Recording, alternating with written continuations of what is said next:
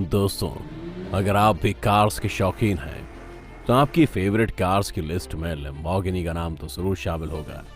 Italy की car company द्वारा बनाई गई ये कार आपको बड़े बड़े रईसों के गैराज में देखने को जरूर मिलेगी।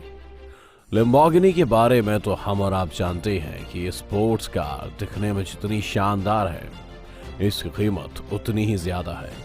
लेकिन बहुत कम लोग होंगे जो इस कार को बनाने वाले आदमी के अनोखे सफर के बारे में जानते होंगे। एक कैदी होने से लेकर फरारी कंपनी के फाउंडर एंजो फरारी की बेइज्जती सहने तक इस शख्स ने यह साबित कर दिया कि अपनी बेइज्जती का जवाब अपनी सफलता से कैसे दिया जाता है। दोस्तों, हमारा आज का ये वीडियो काफी इंटरेस्टिंग होने वाला है, तो वीडियो के अंत तक जरूर बने रहिए। चलिए और देर ना करते हुए वीडियो को स्टार्ट करते हैं।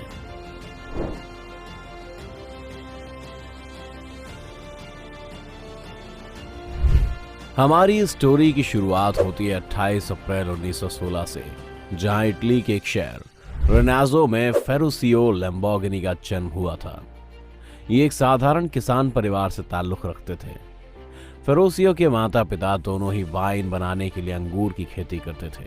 साथ ही वो अपने बेटे को भी एक अच्छी वाइन बनाने के तरीके बताते रहते थे। फेरुसियो अपने पिता की बात को ध्यान से सुनते जरूर थे, लेकिन उन्हें तो कभी खेती के काम में इंटरेस्ट था ही नहीं। उन्हें तो हमेशा से मैकेनिकल चीजों में ज्यादा इंटरेस्ट था। इसीलिए वो अपने खाली टाइम में खेती में इस्तेमाल होने वाले ट्रैक्टर और बाकी के उपकरणों को फिक्स करने का काम करते थे। अपने इसी जुनून के चलते उन्होंने एक मैकेनिकल कॉलेज में एडमिशन ले लिया, जिसके बाद उन्होंने कभी खेती के काम को पीछे मुड़कर देखा ही नहीं। फेरुसियो को गाड़ी बनाने का भी बहुत शौक था और बाद में अपने इसी शौक को पूरा करने के लिए उन्होंने कैवलियर रेगी नाम की कंपनी में काम सीखना शुरू किया, जो इटली की आर्मी मशीनों को मेंटेन करती थी। यहाँ पर इन्होंने काफी वक्त तक और काफी अच्छा काम सीखा। इस कंपनी में थोड़े टाइम आर्मी व्हीकल मेंटेन करने के बाद फेरुसियो दूसरे वर्ल्ड वॉर में इटालियन रॉयल एयरफोर्स के साथ जुड़े और बतौर मैकेनिक वायुसेना के साथ रहे।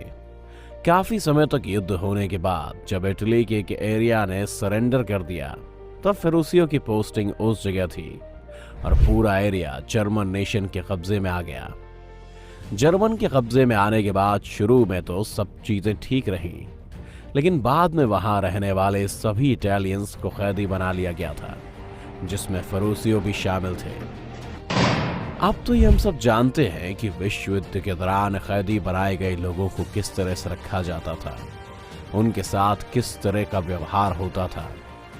फेरुसियो को भी उस समय इन्हीं सब परिस्थितियों से गुजरना पड़ा था, लेकिन उन्होंने अपनी मैकेनिकल स्किल्स को वहां पर भी नहीं छोड़ा और कैदी रहते हुए भी कई प्रॉब्लम्स को सॉल्व किया और जर्मन आर्मी की कई गाड़ियों को ठीक भी किया। उनके इसी व्यवहार को देखते हुए उन्हें कुछ ही सालों में छोड़ दिया गया।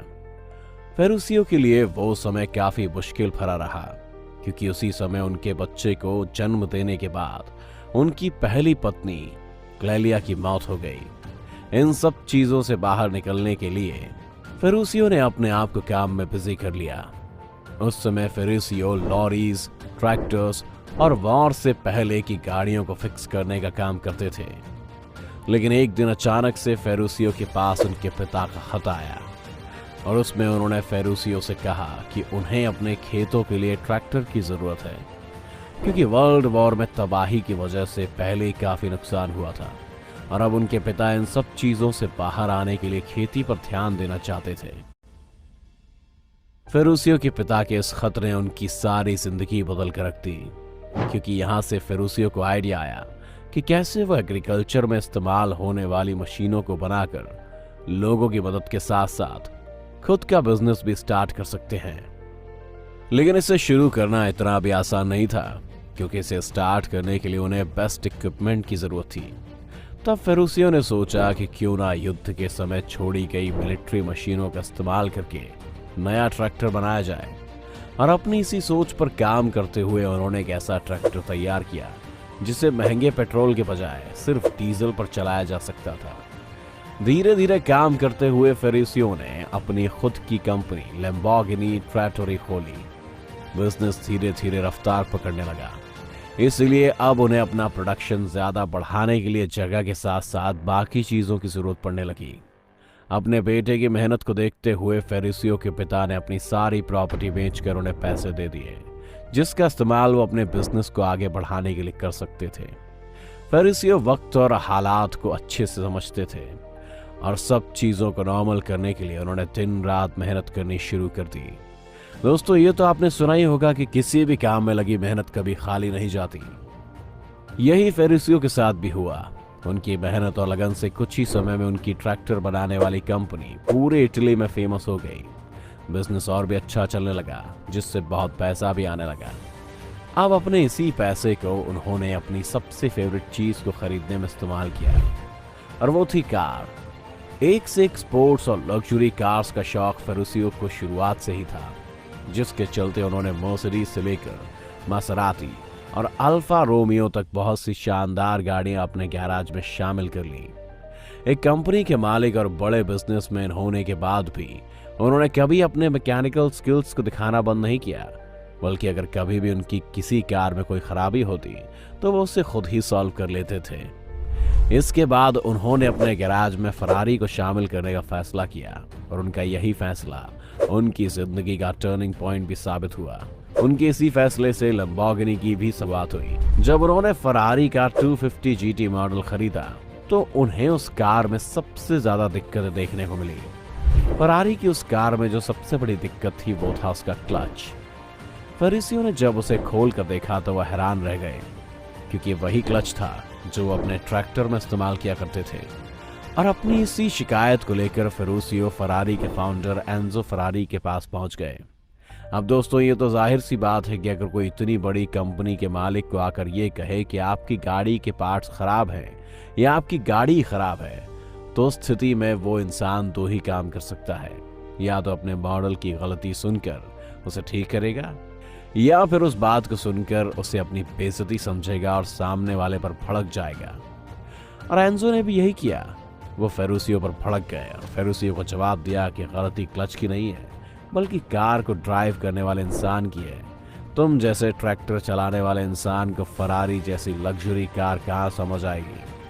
फेरुसियो को एंजो की बात चुभ गई और उनकी इस बात को दिल में गांठ बांधकर फेरुसियो अपने नए सफर पर चल पड़े। उन्होंने तय कर लिया कि अब वो दुनिया को दिखाएंगे कि असली स्पोर्ट्स कार आखिर होती कैसी है। फेरुसियो के दिमाग में बस एक ही बात दौड़ने लगी कि किसी भी सूरत में वर्ल्ड्स बेस्ट रेसिंग कार बनानी है। अपने इसी मुकाम को हासिल करने के लिए उन्होंने लैम्बोर्गिनी के नाम से एक और कंपनी खोली, जिसमें कार मैन्युफैक्चरिंग करने वालों को रखा गया, और इसमें इन्होंने अपने साथ फरारी के 3 पुराने वर्कर्स को भी काम पर रखा। फेरुसियो ने पहली गाड़ी के डिजाइन बनाने शुरू किए, क्योंकि वो जानते थे कि उन्हें कैसी गाड़ी चाहिए। कुछ ही महीनों की मेहनत के बाद उन्होंने अपनी पहली रेसिंग कार तैयार कर ली, जिसको उन्होंने नाम दिया लैम्बोर्गिनी 350 GTI। इसमें V12 engine, 5 speed transmission, 4 wheel disc brake और 4 व्हील सस्पेंशन रखा गया। लैम्बोर्गिनी 350 GT को सबसे पहले टुरिन मोटर शो में रखा गया, जिसकी बहुत से लोगों ने तारीफ भी की। इससे फेरुसियो ने एंजो फरारी को भी दिखा दिया कि वो सिर्फ एक किसान या ट्रैक्टर चलाने वाले इंसान नहीं है, बल्कि एक मैकेनिकल एक्सपर्ट भी हैं जो कुछ भी कर सकते हैं। वक्त धीरे धीरे चलता गया और लैम्बोर्गिनी का जुनून कार मार्केट में बढ़ता गया, खासकर स्पोर्ट्स कार में, क्योंकि लोगों को इनका डिजाइन काफी पसंद आता था। लैम्बोर्गिनी की पॉपुलर डिमांड को देखते हुए 1966 में इसके 2 और नए मॉडल निकाले गए, जिसमें एक मॉडल का नाम 400 GT और दूसरा म्यूरा P400 आया। ये दोनों मॉडल भी आते ही ट्रेंड करने लगे। बाद में म्यूरा P400 सुपर कार के रूप में भी जानी जाने लगी, जिसका इंजन किसी भी हाई परफॉर्मेंस कार के मुकाबले ज्यादा बेहतर था।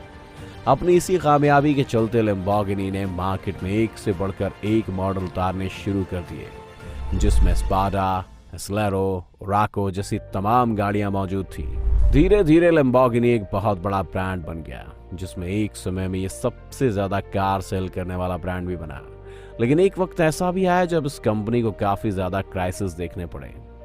साल 1973 में दुनिया भर में आर्थिक मंदी आई और तेल की कीमतों में इजाफा हुआ, तो इससे कार की सेल्स पर काफी बुरा असर पड़ा। लेकिन सबसे ज्यादा प्री ऑर्डर इसी गाड़ी के थे और खरीदे ना जाने की वजह से कंपनी को कई मुश्किलों से गुजरना पड़ा। बाद में फेरुसियो ने इसे बेचने का फैसला किया। साल 1998 तक लैम्बोर्गिनी ने अपने कई मालिक बदले। 1998 में ये फॉक्सवैगन ग्रुप के पास आ गई और फॉक्सवैगन ने इसे ऑडी डिवीजन में रख दिया। फॉक्सवैगन के पास आने के बाद इस कंपनी ने एक बार फिर नए कीर्तिमान बनाए। जहां एक समय में ये कार कंपनी बंद होने के कगार पर थी, वहीं आज ये लगातार अपना मुनाफा बढ़ाती जा रही है। वहीं 2016 में तो इसने अपने सभी पिछले रिकॉर्ड्स को भी तोड़ दिया और वापस कार मार्केट में एक जबरदस्त उछाल मारी, जिसके चलते अब ये दुनिया भर में बहुत से लोगों की पहली पसंद बन चुकी है। तो दोस्तों, ये थी लैम्बोर्गिनी स्पोर्ट्स कार के फर्श से अर्श तक पहुंचने की कहानी। वैसे आपको कौन सी कार सबसे ज्यादा पसंद है? साथ ही आपके हिसाब से फेरारी और लैम्बोर्गिनी में से कौन सी कार सबसे बेस्ट है? हमें कमेंट बॉक्स में कमेंट करके जरूर बताएं। अगर आपको हमारी आज की वीडियो पसंद आई हो तो वीडियो को ज्यादा से ज्यादा लाइक करने के साथ साथ इसे अपने दोस्तों और रिश्तेदारों के साथ शेयर करना ना भूलें। साथ ही अगर आप हमारे YouTube चैनल पर नए आए हैं तो चैनल को सब्सक्राइब जरूर करें और अगर आप Facebook पर हमारी वीडियो देख रहे हैं तो हमारे Facebook पेज को लाइक करें। फिलहाल आज के लिए बस इतना ही। अब इजाजत दें। आपका बहुत बहुत शुक्रिया।